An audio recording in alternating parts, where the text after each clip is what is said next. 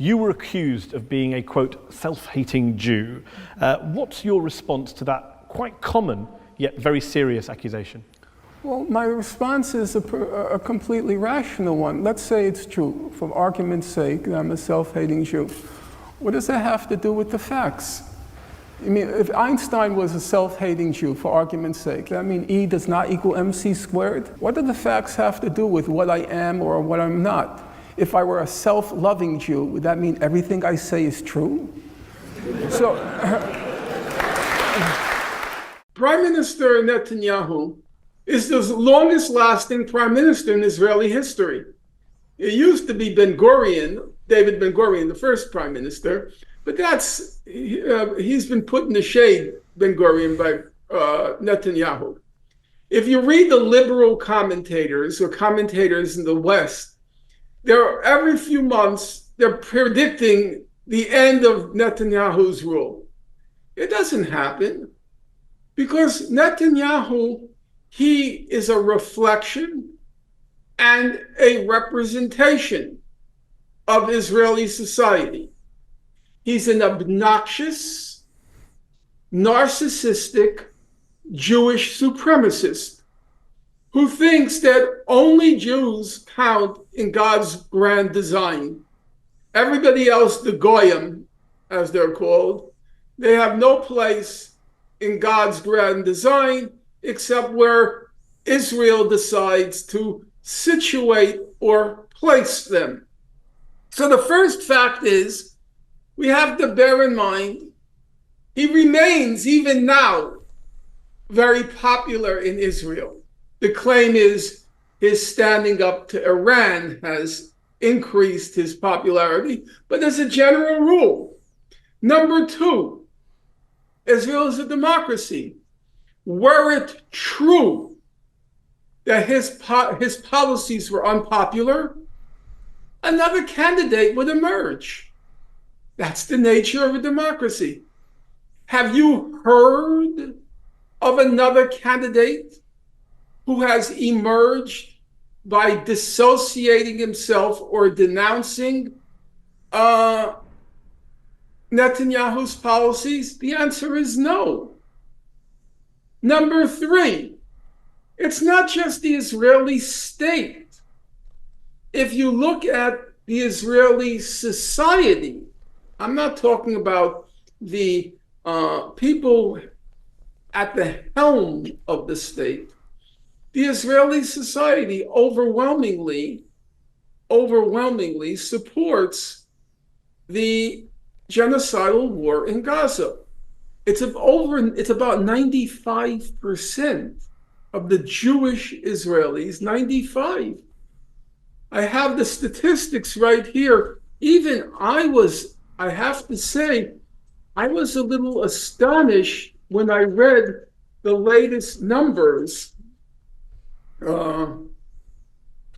Let's see. About 60% of Israeli Jews oppose any humanitarian aid to Gaza. But that's the question of the aid. I'm talking about the war. Let's see. Give me 1/2 second. Here, in polls on the issue of the war, on this issue of the war, only 1.8%, that was in October, 7%, that was in December, and 3.2%, that's January, of Jewish Israelis believed the IDF was using too much firepower in Gaza. Do you hear those percentages? As of January, when already it's reaching the ICJ, the International Court of Justice, on charges of genocide, only 3.2% of Jewish Israelis believed the Israeli Defense Forces was using too much firepower in Gaza. So when people want to lay the blame for the insanity on Netanyahu, that is I don't say it gleefully. I'm simply reporting it objectively. That is a misrepresentation of the facts. If there is no political opposition to be seen against Netanyahu, or substantive, no leader to emerge, it's because the whole population agrees with what Netanyahu is doing. If he were simply doing it, as Western commentators like to say, because the longer the war goes on, the more time it will take for corruption charges to be lodged against him, and so he wants to stay out of jail. If any of that were true, the other Israeli generals and senior officials would simply mount a campaign on those grounds, that he's just trying to protect himself. They're not saying that because they all agree with his policies. We have to be honest about that. They all agree with his policies. That's the problem. It's a lunatic state and a lunatic society. And we should be as free about saying that as we would say about Nazi Germany beginning in around 1943. Now, Nazi Germany, you could say there was extenuating circumstances. What do I mean by that? It was a totalitarian state. It did control all the media. And by 1943, the Germans are clearly beginning to lose the war. And in places like Stalingrad, Leningrad, thousands, if not more than thousands, of German soldiers are freezing to death in the snows, the winter, the Russian winter. And also on the domestic front, there is new deprivations, the